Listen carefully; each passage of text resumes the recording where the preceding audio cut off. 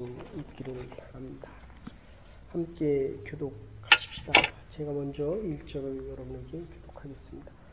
이스라엘 자손의 온 회중이 여호와의 명령대로 신 광야에서 떠나 그 노정대로 행하여 르비딤의 장막을 쳤으나 백성이 마실 물이 없는지라. 백성이 모세와 다투어 가로되 우리에게 물을 주어 마시게 하라. 모세가 그에게 이르되 너희가 어찌하여 나를 두느냐.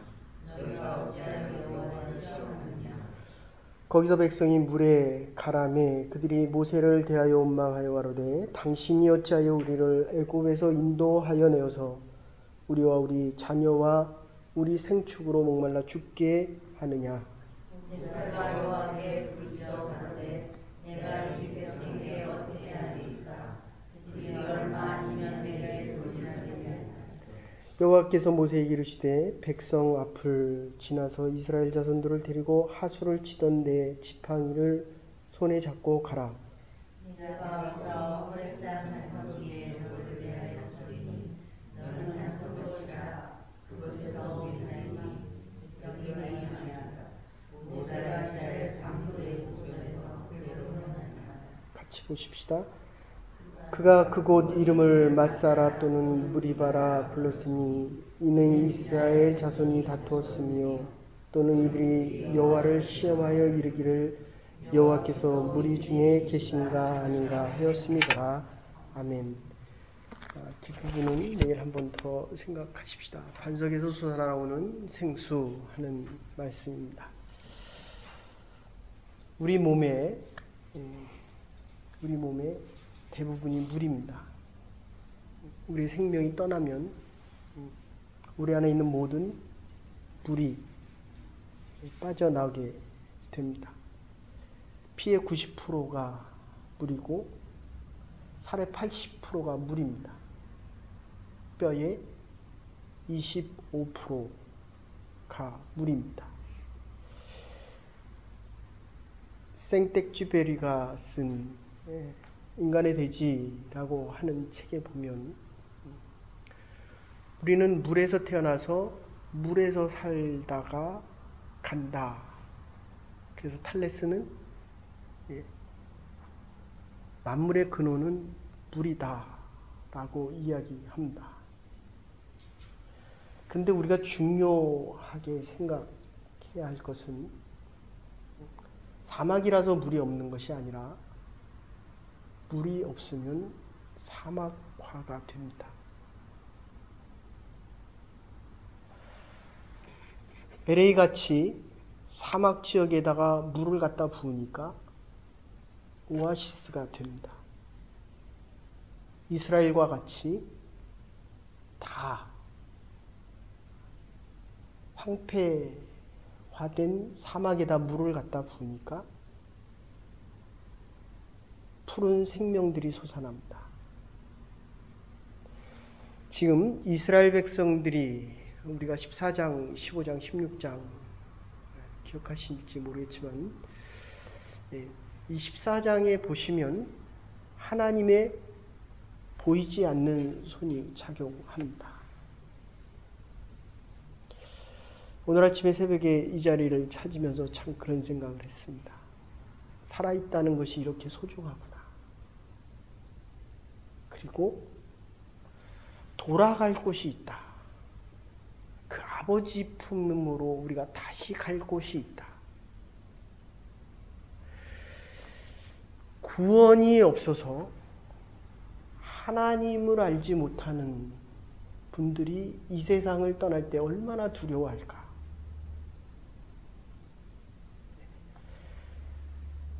비행기 올라서 캐나다에 다시 돌아오면서 이곳이 내가 있을 곳이구나.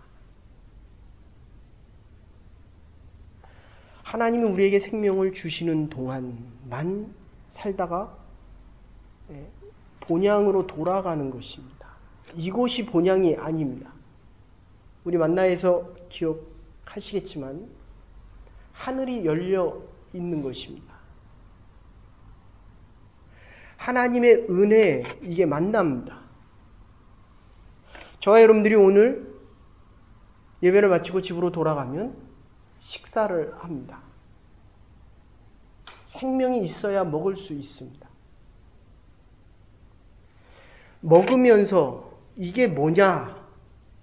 만나를 먹으면서 이게 뭐냐라고 묻습니다. 우리가 오늘 하루 살아가면서 음식을 먹어야 살아갈 수 있습니다. 하늘의 생명은 하늘로부터 옵니다. 근데 이 땅에 살아가면서 이 땅에 너무 매여 있기 때문에, 아니 어쩌면 이 땅을 영원히 살 수 있는 것처럼, 시작이 있기 때문에 끝이 있습니다. 왔기 때문에 가야 할 곳이 있습니다. 오늘의 시작이 있기 때문에 저와 여러분들은 하늘의 생수를 먹고 하늘로부터 오는 만나를 먹는 것입니다. 먹어야 삽니다. 하나님의 말씀을 먹어야 영이 성장합니다. 음식을 먹어야 육체가 살아나듯이 하나님께서 주시는 영혼의 물과 양식을 먹어야 합니다. 그래야 참된 안식이 있습니다. 만나의 의미, 세 번째가 안식입니다. 하나님의 은혜로 만나가 하늘에서부터 옵니다. 이게 만나의 의미입니다. 그런데 정작 먹으면서도 이것이 무엇인지 모르기 때문에 참된 안식이 없습니다. 주의 전을 찾을 때마다 참된 평화가 있습니까? 참된 안식이 있습니까? 오늘도 보십시오. 이 물에 대한 것은 15장에도 나오지만 쓴물을 단물로 만듭니다. 이때는 불순종했기 때문에 물이 썼습니다. 오늘은 하나님께서 하라고 하는 대로 순종을 했는데도 물이 없었습니다. 참 이상하지 않습니까? 어떤 때는 하나님 앞에 정말 순종하고 하나님의 뜻대로 살아가는데도 불구하고 우리 인생에 마라가 있습니다. 치료하시는 하나님 여호와 라파입니다. 하나님 우리의 인생을 쓴물을 단물로 바꿔주셔야만 우리의 인생을 복되게 살아갈 수 있다는 겁니다. 지난번에도 말씀드렸지만 괴테, 고통이 남기고 간 뒷맛을 맛보아라. 고난이 지나가면 반드시 단맛이 스며 있기 때문이다. 칼 지브라는 인생의 물 속에는 때로는 웃음도 쏟고 때로는 눈물도 솟아난다 라고 이야기합니다. 늘 기쁨만 가지고 살아가는 사람은 아무도 없습니다. 어쩌면 그래서 인생이 더 의미가 있고 가치가 있는지 모르겠습니다.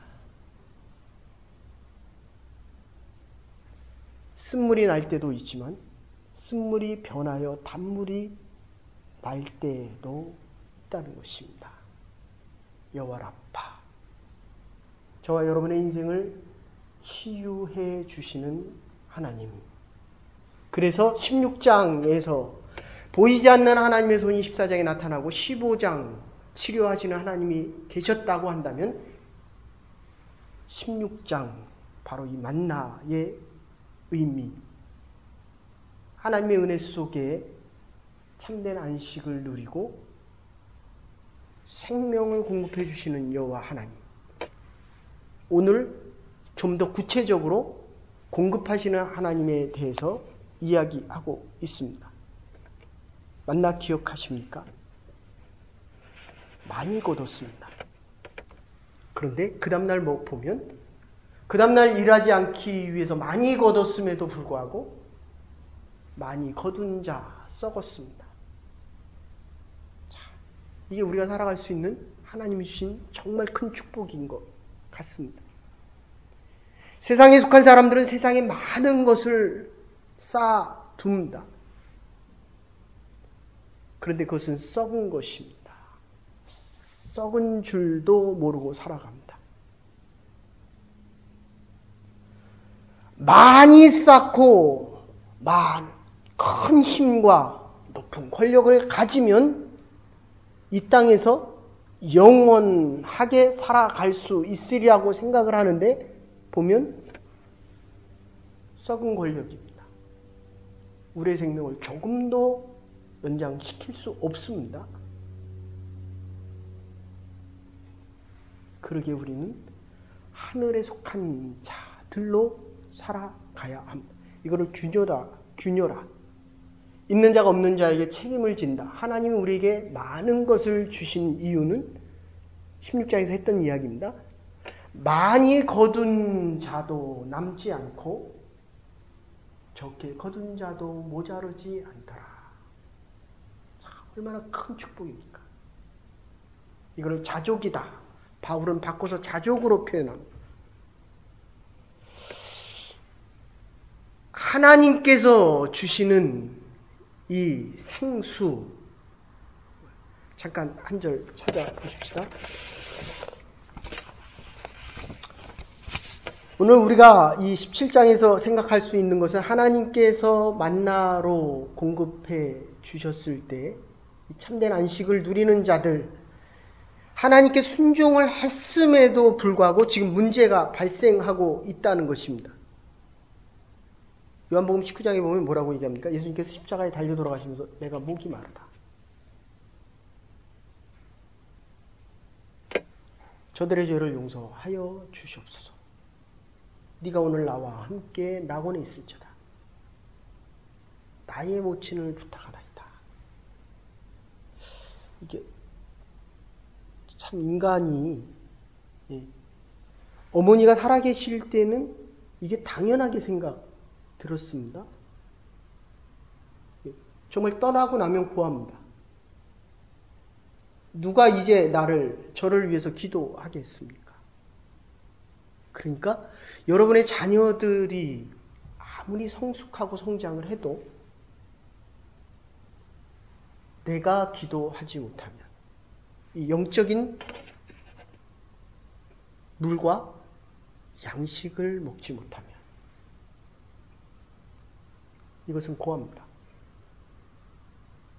그런데 하나님께서 다시 우리에게 이 새로운 생명과 새로운 양식을 주고 참된 안식,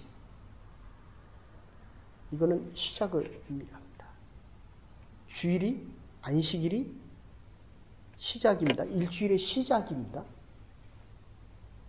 저와 여러분들이 이 아침이 시작입니다. 목마르다라고 하는 것은 우리의 영혼이 갈급하다 하는 뜻입니다.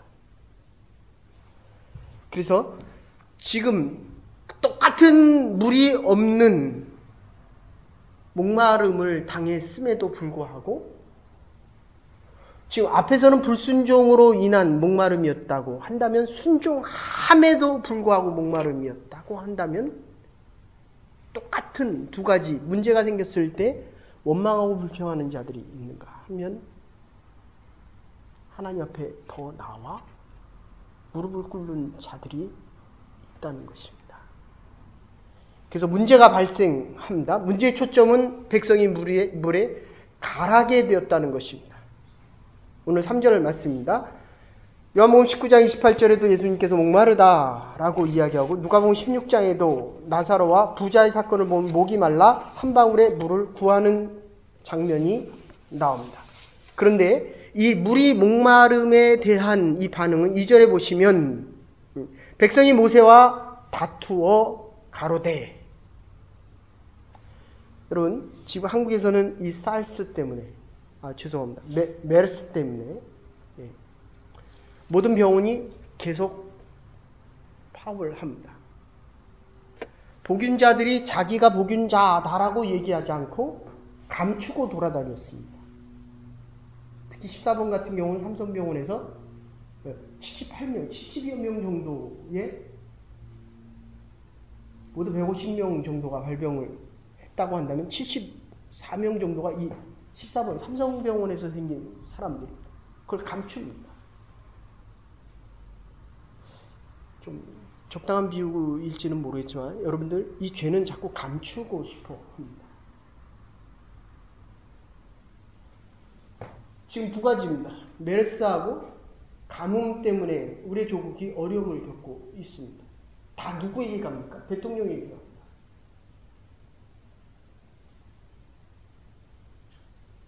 대통령이 통치를 잘못해서 메르스와 가뭄입니다. 이게 말이 된다고 생각하십니까? 그런데 우리가 알아야 될 것은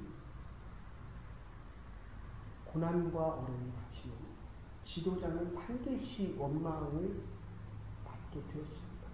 책임은 지도자가 져야 됩니다. 그래서 지도자의 위치라는 것이 어려운 것입니다. 그리고 두 번째는 이 지도자를 원망하는 사람들은 자기가 지도자의 자리에 갔을 때도 원망합니다.